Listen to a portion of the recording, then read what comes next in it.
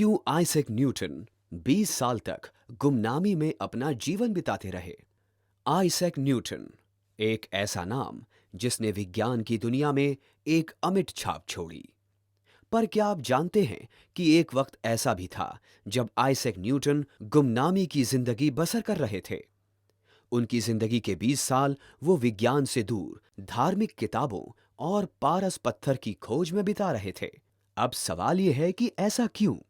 वैज्ञानिकों की दुनिया का एक बड़ा नाम आखिर क्यों विज्ञान से इतने लंबे वक्त तक विज्ञान से ही दूर था? इस प्रश्न का उत्तर हम आज की इस वीडियो में तलाशेंगे, पर उससे पहले औपचारिकताएं पूरी कर लेते हैं। नमस्कार, मेरा नाम है XYZ और स्वागत है आपका आपके अपने चैनल एस्ट्यूट परसेप्शंस पर। आज की वीडियो में हम आपको न्यूटन की जिंदगी के उन 20 सालों से रूबरू करवाएंगे जहां आप सर आइजैक न्यूटन के जीवन का एक अलग पहलू देखेंगे। आइजैक न्यूटन हम लोगों के लिए कोई नया नाम नहीं है। हम जानते हैं कि आइजैक न्यूटन ने गुरुत्वाकर्षण बल यानी ग्रेविटेशनल फोर्स की खोज की थी, और हम ये भी जानते हैं कि गति के 3 सिद्धांत यानी 3 लॉज ऑफ मोशन भी हमें न्यूटन ने ही दिए थे।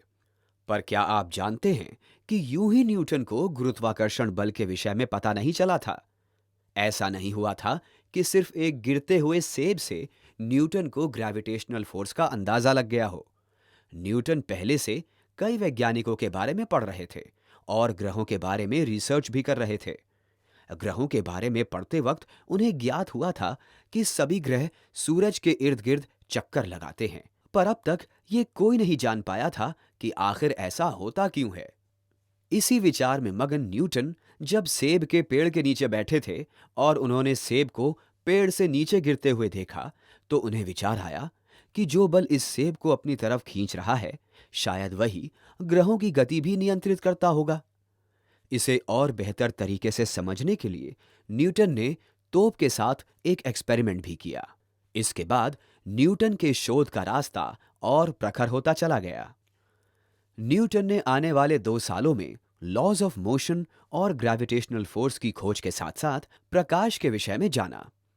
न्यूटन ने अपनी खोज में पाया कि जो सफेद प्रकाश या व्हाइट लाइट हम देखते हैं, वो एक्चुअल में 7 रंगों से मिलकर बनी होती है। लाइट से जुड़ी अपनी इस स्टडी को न्यूटन ने दुनिया को बताने के लिए जब एक रिसर्च पब्लिश की, तब रॉबर्ट हुक उनके एक बड़े आलोचक के रूप में निकल कर आए। उन्होंने न्यूटन की कड़ी आलोचना की, और क्योंकि न्यूटन कुछ सेंसिटिव थे और इस आलोचना को बर्दाश्त नहीं कर सके, इसलिए उन्होंने खुद को दुनिया से अलग कर लिया। वो 20 सालों तक अपनी ही दुनिया में मग्न थे। इस दौरान वो रिलीजन से जुड़ी और पारस पत्थर की खोज से जुड़ी कई किताबें पढ़ने लगे थे। जी हाँ, ये वही पारस पत्थर है जिसका जिक्र हैरी पॉटर मूवी में किया गया था। वही पारस पत्थर जिसमें इंसान को अमर बनाने की ताकत है।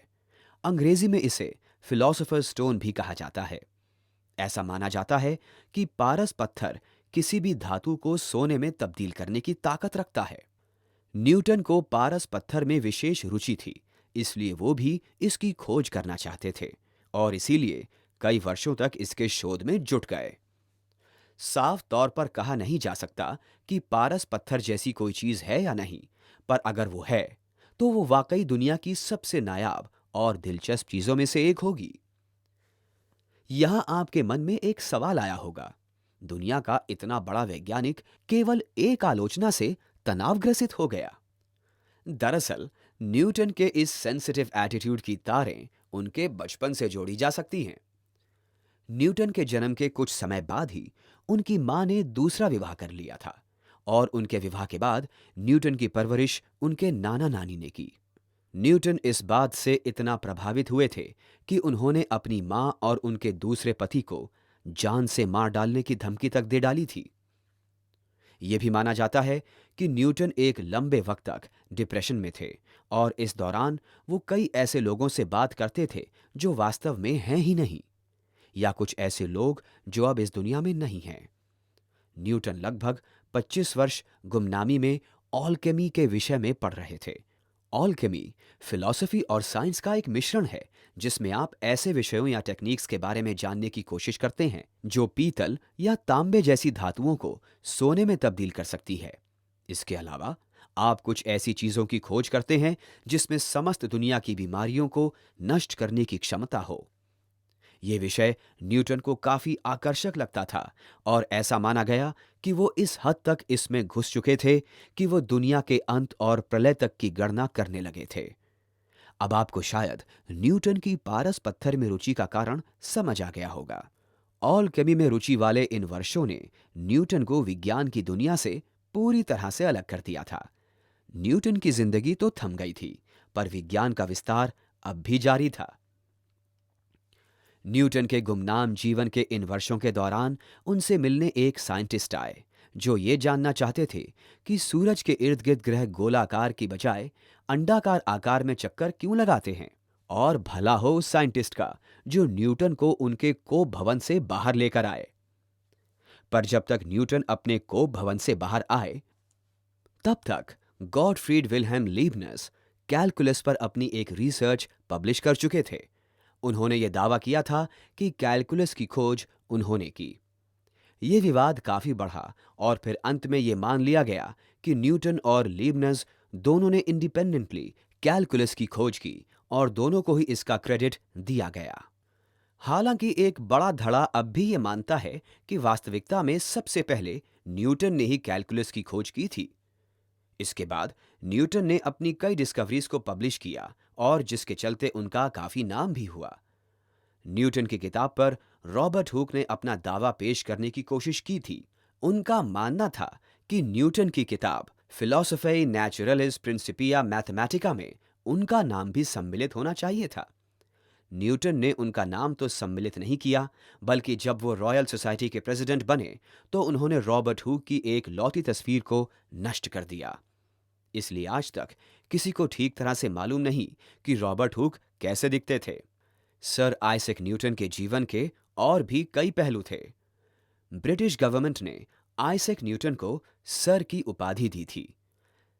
सन 1705 में क्वीन एनी ने आइजैक न्यूटन को नाइटहुड की उपाधि दी थी और तभी से उनके नाम के आगे सर लगने लगा।